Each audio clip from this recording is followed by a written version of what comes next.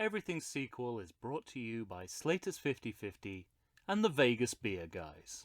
The Everything Sequel podcast contains explicit language. 'Cause we learned it from you, Dad.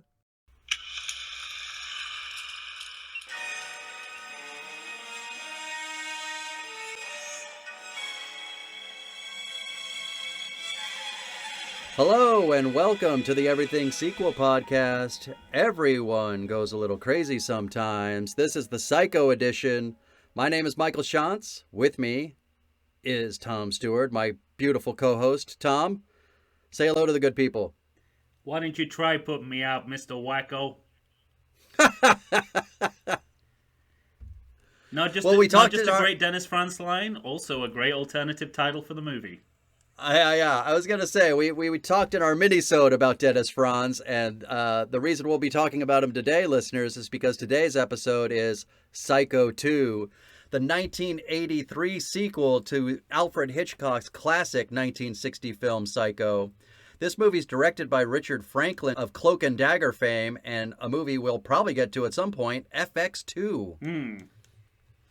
Yeah, we're gonna, I think, as this series goes on, we're gonna see both in front and behind of the camera people whose careers are mainly based around sequels. Yeah, right? Exactly. Well, like we said, this is a 1983 sequel. This movie only had a budget, Tom, of $5 million, but both in the USA and worldwide, I guess it wasn't going across the whole world. It made $34 million. That's a profit. Well, yeah. I mean, we already talked in the minisode about,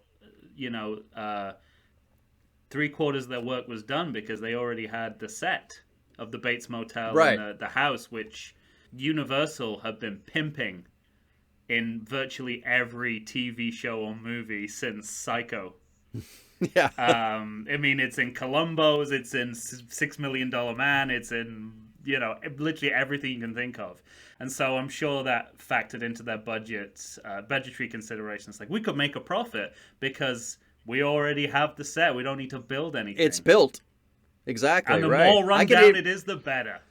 I mean, it's been 22 years, right? Right. There's still tea in that cupboard from the 60s. Let's start with that. Like, I think this is one of the better movie taglines that I remember. I remember when this movie came out, and the tagline was, "It's 22 years later, and Norman Bates is coming home." Yeah, that's good. Even in itself, that's a little creepy and weird, right? Yeah.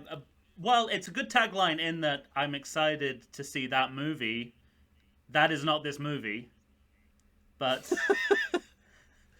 He did come home 22 years later, Tom. It did happen. It is the movie. He did. Maybe it's everything after that I have a problem with.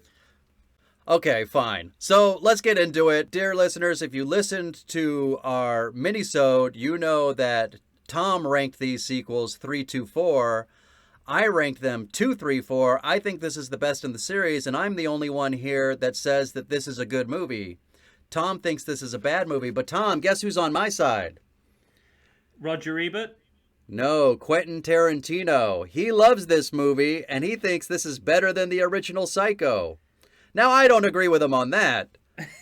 That's who you want that's who you want to get into bed with? Someone who thinks this is better than the original? Okay, I admit, maybe I crawled a little too far out onto the branch, but all right, let me tell you what I think works about this movie. And, what I thought we might fight about this, and it reminds me of our fight about the Jaws series, because I ranked Jaws 2 as the best sequel. You ranked Jaws 3 as the best sequel. I like Jaws 3 the most out of the Jaws sequels, but I think Jaws 2 is a better made movie. It's got better writing, and more than anything, it's better directed. And that's, so objectively to me, it's a better movie. And that's how I feel about this movie. I think this movie is directed really well.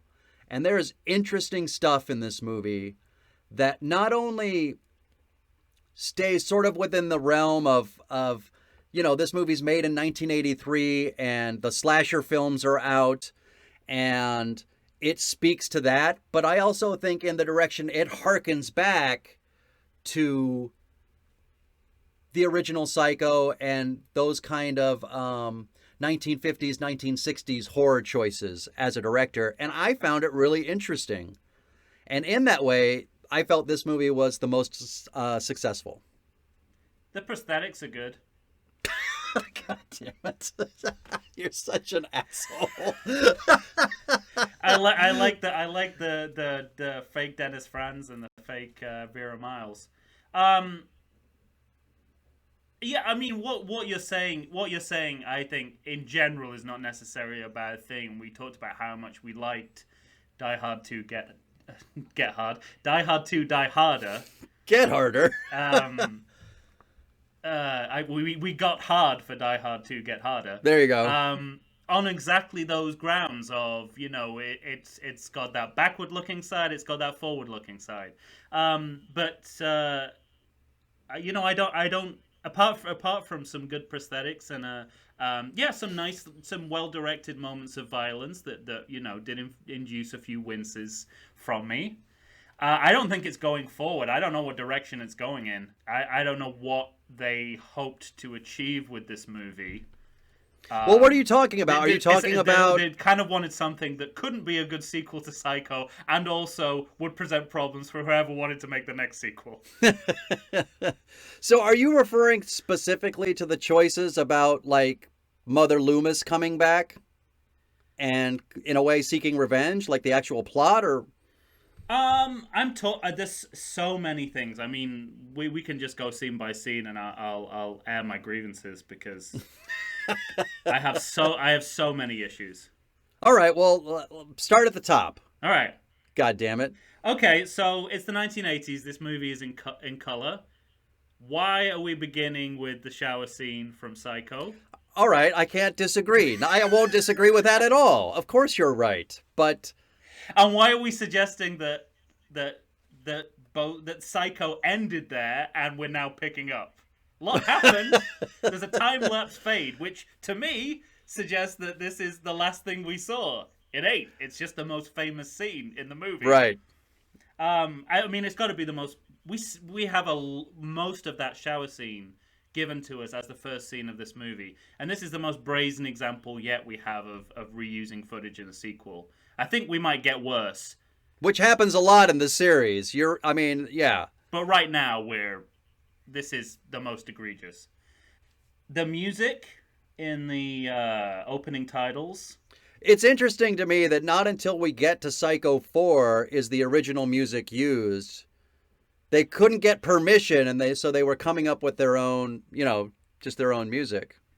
Yeah, and I kind of thought that this was something that the composer of the music for Murder, She Wrote just kind of did as an afterthought.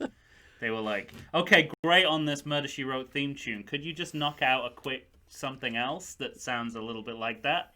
It's like, yeah, here you go. What are you going to use that for? Never Psycho. Yeah, but it sounds to me like, and we're in agreement, it's stupid to show the shower scene again. That's not smart. It's not necessary. It's 22 years later. Start 22 years later. But it sounds like you saw that shower scene and listened to the new score and thought, fuck this movie. I'm done with it. No, I was, well... Come on. I it crossed my mind. But then seeing noted crime movie actor Robert Loggia playing a psychiatrist didn't help. I think every time I see Robert Loggia... In court with his entire chest exposed. But that's just, that's part and parcel of having a movie in the 80s. You have to have Robert Loggia. Just be thankful he's not selling orange juice.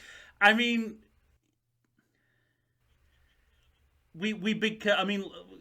once we've had that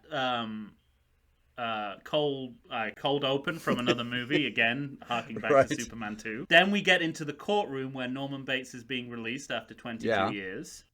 This is... And I don't really know why he's being released. He's okay now, Tom. He's okay now. a liberal justice system letting murderers out. And then once he gets back to the motel, Dr. Mafia Robert Loggia saying, Dr. Mafia. "Oh, sorry, we couldn't afford a social worker for you." It's like, okay, so Reagan's defunding's to blame, or the liberal justice system? I'll admit that my second note from the movie was actually it's my first note watching the movie, because I just in research I found that Tarantino loved it.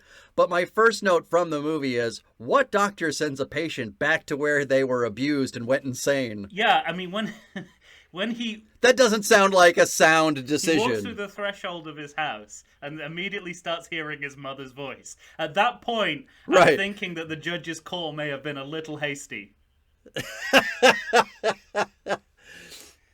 But in Norman's defense, the whole plot of this movie is, a character and actor from the original movie gaslighting him. I mean, she and her daughter are fucking with poor Norman. Yeah, that's right. And it's a classic sequel inversion, because in the process of Vera Miles and a character who we later find out is her daughter and hence the niece of Marion Craig right. from the original movie. Yeah. We have this classic sequel. It would be a great chapter in the book we're going to write called Inversions and Coincidences about sequels, because it allows Vera Miles to dress up as Norman Bates' mother. So you're literally just flipping that idea. Uh-huh. And then you get Mary, the daughter, who also dresses niece, as the mother. can look through the peephole at Norman. So literally flipping the script on both those things. Beyond that, I don't really understand why this is I'm fine with that. That's okay. That revenge plot, that's all right. But that's not what the movie is ultimately about. That's where my problems with this movie really crystallize. That this is a movie that's set up to be about, wait, is Norman committing these murders? Or is someone threatening him and trying to frame him? Neither are true. Yeah, okay. This movie is not about either of these things. Well, I do have a note here that there's like, maybe a total of 7 big role characters in this movie, and 4 of them kill people. If you include a sheriff at the end who kills someone. We are going to have to talk about that sheriff. There's a lot of murderers in this movie. So, but again, doesn't bother me. Like, I guess more than anything, what I really like about this movie is Richard Franklin's direction and how he sets mood in this movie. He picks shots that actually make me feel unnerved and uncomfortable. There's lots... Yes, because they're the exact same shots that were in Psycho, which is the best cinematic example of that feeling. All right, God damn it. Hey, I'll throw you a bone here. Please, now I feel like I need it. Franz turns up. Wait, say it again? We're getting to the bit of the movie where Dennis Franz turns up. Yeah, that's true. So I do brief period before he is killed, I love this movie. I have a note here that just says simply, Dennis Franz. Actually, I didn't even write Dennis Franz. I put Sipowicz. I put Sipowicz is a great dirtbag. Like, I just love him. And perfect hair. Oh yeah. That kind of early 90s Frasier Crane curl in his hair, in the back of his hair is just... He should have been the psychiatrist. Yeah, right? He would have made a more convincing psychiatrist than Robert Loggia. Well, if the psychiatrists were like helping Loomis and Samuels. And just for the listeners' benefit, Dennis Franz is playing a character who is a state mental institution appointed motel manager. Yeah. Which is not a job title that you hear that often. Yeah, I don't, it's certainly, it kind of, the rabbit ears went up when I went, oh, so he got appointed, did he? Interesting. Yeah, and he's, but his real job is to sort of rent motel rooms to teenagers who want to have sex and get high. Yeah. And it seems to be running a real And profit, it does, yeah, I is- was going to say, it does seem to be working.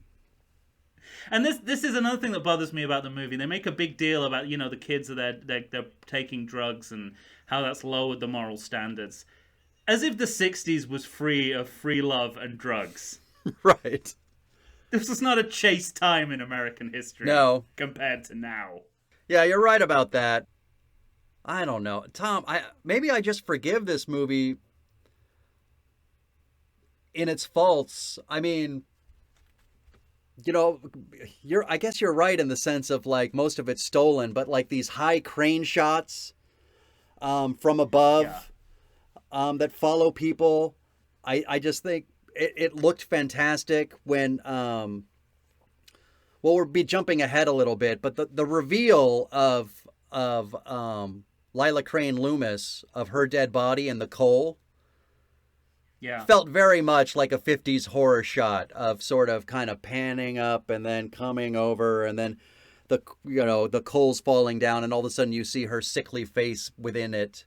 And I don't know. I thought what I liked was this idea of Richard Franklin towing the line between 80s, what was now kind of established 80s horror movies tropes, and stuff from, the 50s and 60s. And I really liked that in this movie. I adore the use of prosthetics in this movie. I think that's an instance where that is something we're adjusting to modern day special effects, right, in a way that someone like Hitchcock would be proud of and would have, it's something that he definitely would have utilized in his filmmaking. And so that's where I feel that, this movie, on the few occasions that it hits, it's normally to do with violence and gore and, letting us know that we're coming... Psycho kind of created the slasher movie, and now we're coming in after all the big slasher movies have been made. Mm-hmm. And so where it does succeed is in sort of saying, making what came before look tame. Right. In comparison. So when we see blood, it's gushing out the toilet and it's bright red. It ain't chocolate sauce anymore. Right, yeah. That they the kind of their equivalent of the shower scene is a kind of stairway stabbing sequence where they genuinely induce winces in the way that the knife and the hand of the victim is kind of like edited together is the most visceral way you can do it. So I totally appreciate it on that level. But that really is 2 or 3 moments of this 2-hour movie. Yeah, but I also felt like I felt like Richard Franklin was able to create a mood, and actually, there are shots tilted on the side, and to me, he was able to create. He made me feel unsettled, and that's what I want in a horror movie. So, me too. I was unsettled by how much plagiarism there was in this movie. Such a dick. All right, clearly we disagree, everyone. We're going to take a quick break, and Tom and I'm sure, will be arguing more when we get back right after this. Stay tuned.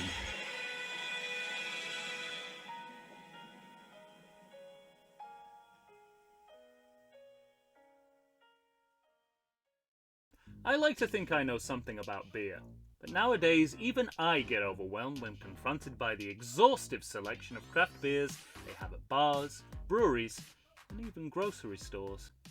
Back in the day you had 1, maybe 2 craft beers to choose from, and if you were confused, you ordered a Guinness. But in beerstinations like San Diego, the craft beer options lately are in double, sometimes even triple digits. So what's a beer drinker to do? You need what I need, the Vegas Beer Guys. Your beer of choice should be a perfect blend of malt and hops. And so a live show about beer needs that same balance. And the Vegas Beer Guys matches beer expert Dan Aker with self-proclaimed beer novice Stephen J. Weiss. The results are eminently drinkable. They're on Facebook, they're on Instagram. Think of them as your beer Sherpas guiding you up a foamy-headed mountain to reach the peak of your pint. God, I need a beer.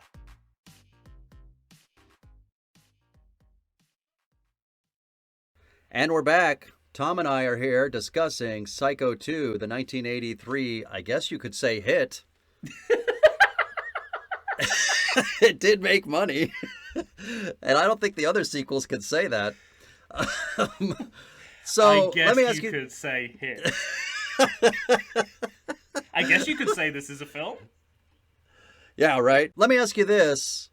One of my notes I have, the plot doesn't fully reveal itself until about an hour in. Yeah, absolutely. Where mother and daughter finally talk to each other about this little plan. I mean, can you harken back to the first time you saw it? Like, what was your initial reaction, or just how do you feel about that now? Well, I've seen this a couple of times now. I was comfortable with the sort of this kind of a plot twist. You start to see it coming. I think it's it's great to see Vera Miles again. It's great to see any of the original actors Right. From Psycho come back, and she's From Psycho. she's sort of one of. I mean, in a weird way, we know more about what happened to her in the past 22 years than we do about Norman. She's had like this full. She's married Sam, Right. who and by at the end of Psycho, we don't know that they're going to get together. We have a hint that they will, but they've married Sam, who was Marion Crane's lover, whom Norman murdered. Correct. Yeah, they married, had a daughter. He died. Had a daughter. She spent her life tormenting her daughter about being like a stronger woman to sort of prevent anything like that happened to her aunt happening to her again, which oddly is a subplot of the new Halloween movie. I was just gonna say, yeah, which is very new Halloween. New Halloween, yeah. So probably they like this film. Apparently, I'm the only person who doesn't. But so I like it. So you're sort of like, okay, is history repeating itself on purpose, or are they really just plagiarizing the original movie? Like they want everything to be the same, and it's like, no, it's manufactured that way to get a rise out of Norman, to make him try and kill them and get sent back to the institution. So yeah, that's kind of nice, but ultimately pointless, because that is not what ultimately the movie is about. Right. I was gonna say, I really I don't mind that. I like you said, that we have an original actor, an original character from the original movie, and I think what I'm often looking for is character motivation. We talked about in the Die Hard series, like, do the bad guys have a really good motivation for what they're doing and why they're doing it? 4 is probably the best, then 3, 2, who knows why Colonel Stewart is doing what he's doing, but we love it anyway. Mm-hmm. But I really like it in this movie. It's very, what the character of Lila Crane Loomis is doing is very motivated. Yeah. Oh, 100%. The most motivated in the movie. But like you said, if the movie hinges on that, in some ways the story should be hers. Yeah, it's a red herring, because she's exactly not in much of the movie, and spoiler alert, she gets killed off about 3/4 of the way through the movie, maybe a little later. Maybe even a little later. I mean, yeah, she gets it late. But I mean, I like that she returned to the franchise, and they gave her a big gory send off, like the best prosthetics in the movie, the best special effect in the movie. So that's great. By far. And I'm so happy for Vera Miles that she was able to get a scene that is as vivid as the shower scene that her on-screen sister got. Yeah, absolutely. There's just like a couple. I mean, it's great to learn that she and Sam got married. That's new information, and it's interesting information. But now he's dead. So what's the point? And beyond that, like, they talk, when they start to talk, when her and Mary, who is her daughter and Marion Crane's niece, start to talk about Marion Crane, it's like, is anyone going to mention the fact that your dad was banging your aunt before he was married to your mother? It feels like Like, you should really address Well, okay, within the scope of the movie, Tom, how would you suggest that? Like, instead of having a... that. In that scene where they're talking about it, they're like, I mean, yeah, it took me a while to get over the fact that she was Sam's,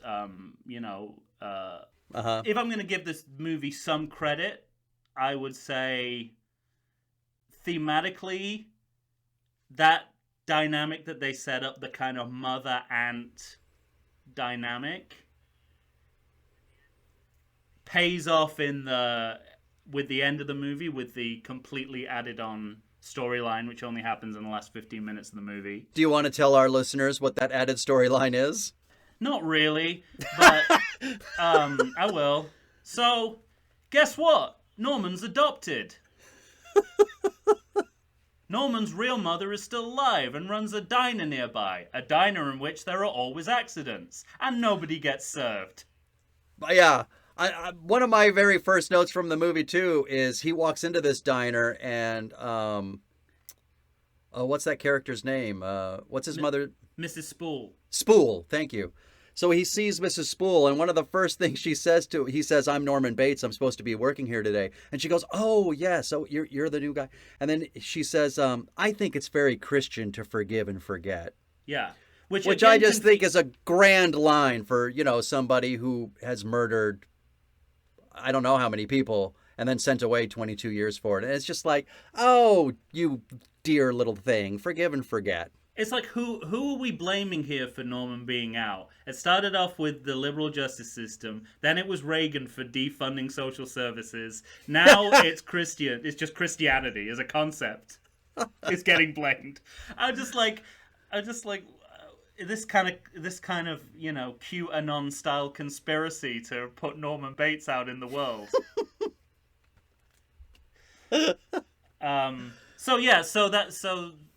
And that Mrs. Spool is his real mother. His adoptive mother was her sister. Right. So Mrs. Bates, as she's now renamed, not mother anymore, right, is Norman's aunt, as far as I can work out. Right. And they did this is historically, credible that someone who wouldn't be able to raise their child would pass it on to a close family member. However,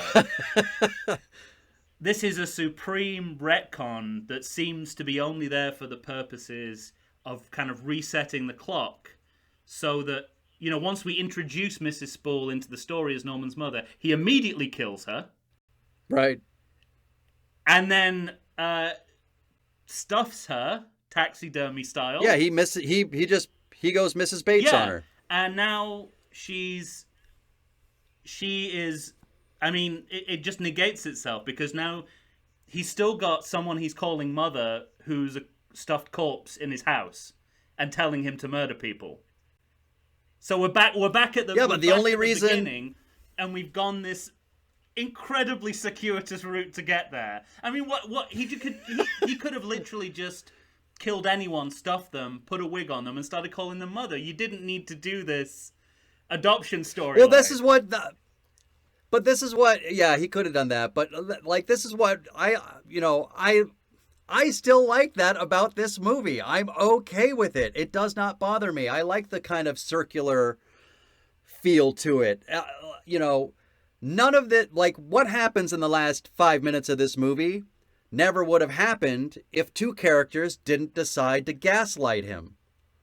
According to the next two films, it never happened anyway, but yeah. Well, we'll get there when we get there, Tom, but... it just... Save it! It makes me... obviously this makes me nostalgic for Psycho, but that's just a given. It makes me nostalgic for that kind of certainty that we had at the end of Psycho, when he's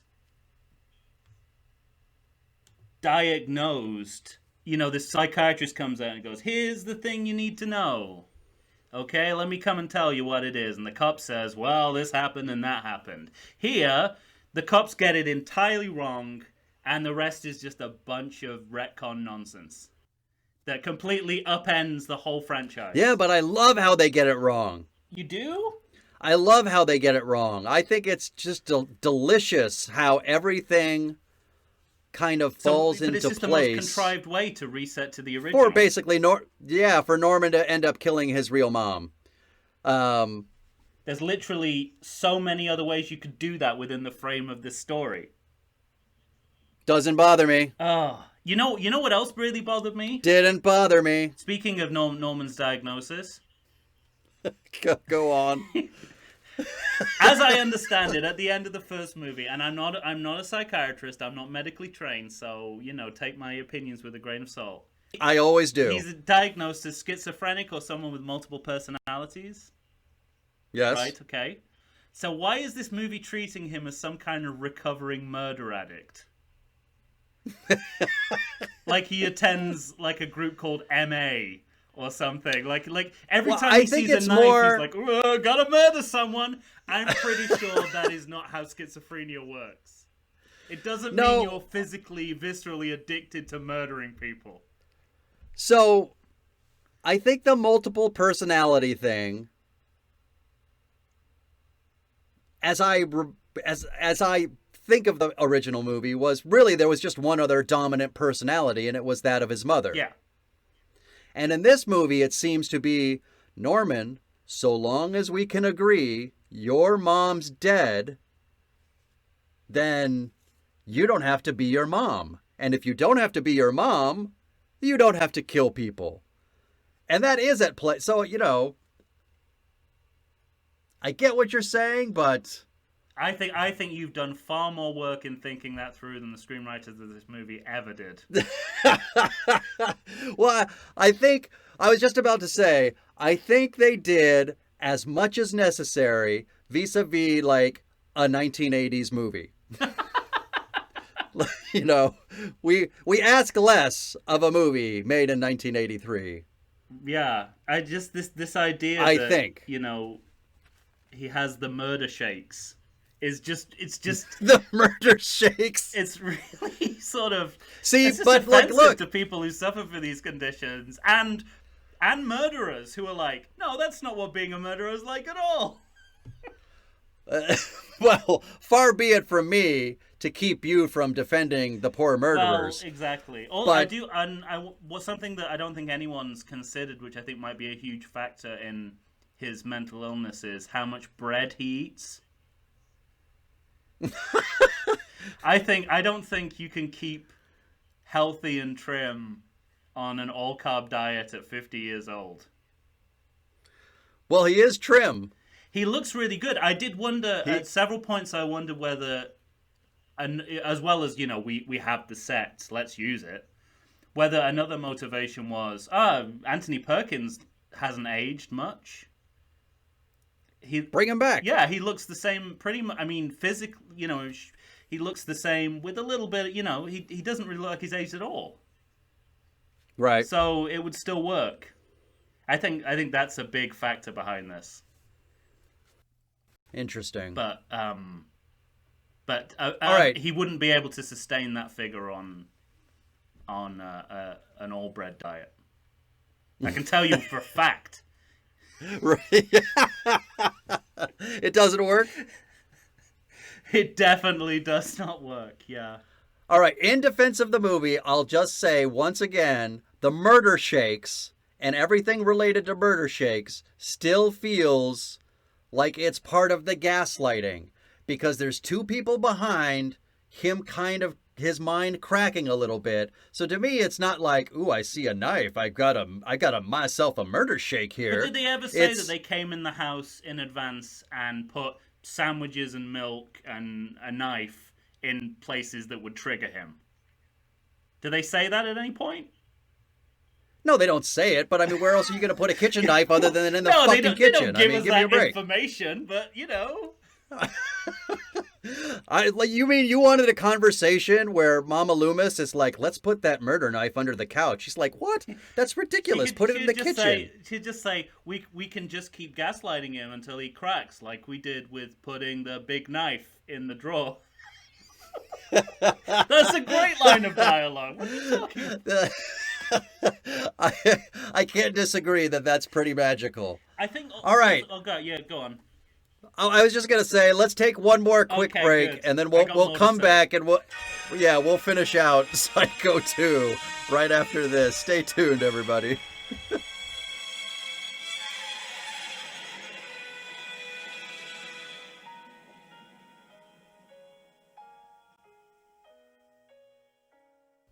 Look, people, we're living in strange times. We know that, don't we? Of course we do.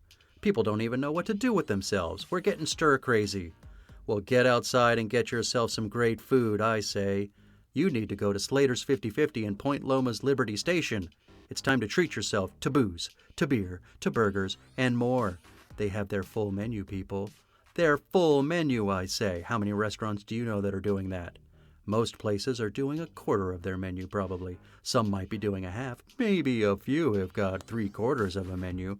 But Slater's 50/50 has their full menu, including their signature 50/50 patty.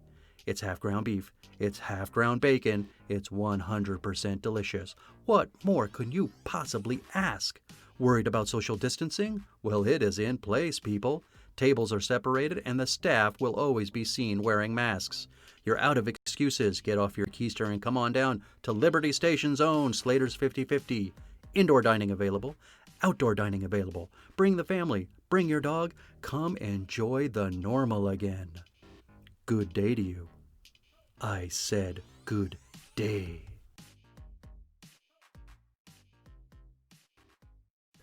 And we're back. Tom and I are here talking about Psycho 2. Tom, earlier you decided to throw me a bone because we were arguing, and you decided to, give me a little something about something you liked about this movie. I'll give you the same bone, something I really didn't like about this movie. It is really easy to clean up murders. Not just in this movie, but in this whole series. You know what? I that doesn't bother me. We've gone into a parallel reality. Of course we have. Like, what else could possibly happen? You don't find it when they kill the boy. I mean, that is a messy. Oh, it's pretty established that he is fucked the up best murder cleaner upper in whatever this town is. Right? I mean, we've seen a lot of him disposing of bodies, and that's what he does. I mean, yeah, but even into number 4, he's still dumping bodies in that fucking swamp. Yeah, we'll get there, but I'm just sort of like, man, pick a new place, jackass. It's like old habits die hard. But like you said earlier, we have some great death scenes. We got Dennis Franz cut to the face. We've got knives going through mouths and out through the back of a neck. And into people's hands. It's great. So, but like Mama Loomis, she gets it through the mouth, out the back of the neck, and 5 minutes later, people are coming down into that fruit cellar, and there's no blood, and she's neatly packed inside of the coal. Riddle me that, Batman. I don't even know who committed that murder. Who committed? Was it Mrs. Spool? No, who committed? Spool. She did that? Yeah. Okay. Well, the apple doesn't fall far from the tree in terms of. Well, they do try to cover that, cover this. And she runs a diner, so cleaning, sanitation is really her livelihood. Oh, you're just upsetting me now. You fucking. I'm using your logic against you. Get used to it. She works at a diner. What do you think? As someone who likes the movie, what do you think of Anthony Perkins here? I think it's his best work in the sequels. Well, I think his acting prowess has dulled a little bit. Well, certainly since the first one. And I was going to say I think this is his best acting in the sequels, but that might not be true. No, it's not. Strangely enough, I think his actual best acting might be in 4. Yeah, I mean that's an entirely different character, but sure. But we'll get there when we get there. Yeah. I thought. But obviously, you have a different thought. So what? I just thought. I thought he was looking a little bit. He looks perfect, but his performance is a little. There's a few choices that I didn't appreciate. Well, give me a specific I don't example. remember him stuttering as much as he in the original movie. He stutters a lot in this movie. I did. There was a note I saw. What does he say? What's the line he has when he's first in the kitchen with Mary? Cutlery. Blood. Oh God, mother blood. It's when he says cutlery. They were doing a table read, and he said, so I haven't had any time to get any cutlery or anything, and it was an accident. He just stumbled over the word in the table read, and the director Richard Franklin liked it so much he said keep that in the movie. And I actually like that particular moment, but that's the only stutter that's visually sticks out to me, like that I remember him. I made a note of it happening a lot, as if, and sequels love to pull this shit, as if he was always a stutterer.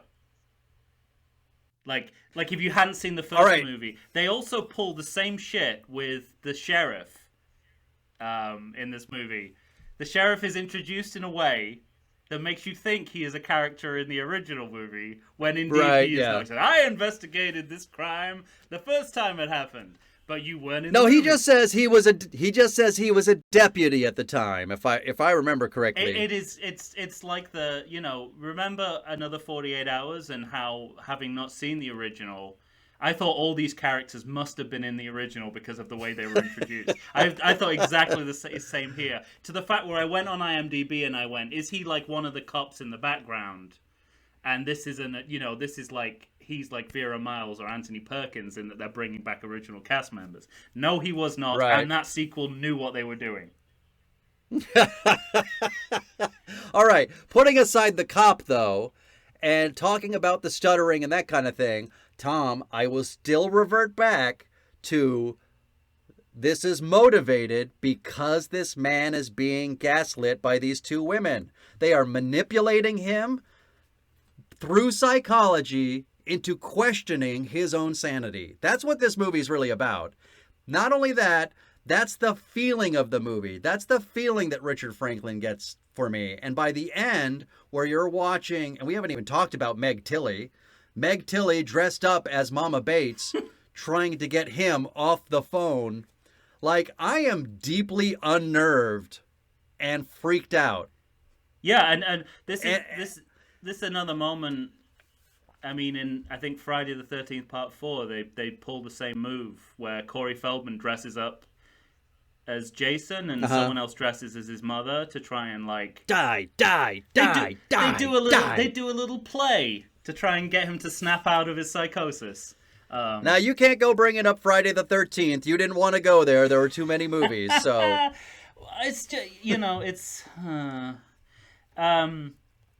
So, all I'm saying is, it all still feels motivated to the original idea behind this movie, all your problems with it, that this man's supposed to be questioning his own sanity based on what's happening to him. And it is happening to him by two other characters are completely fucking with him. Well, 3 if you count Mrs. Spool.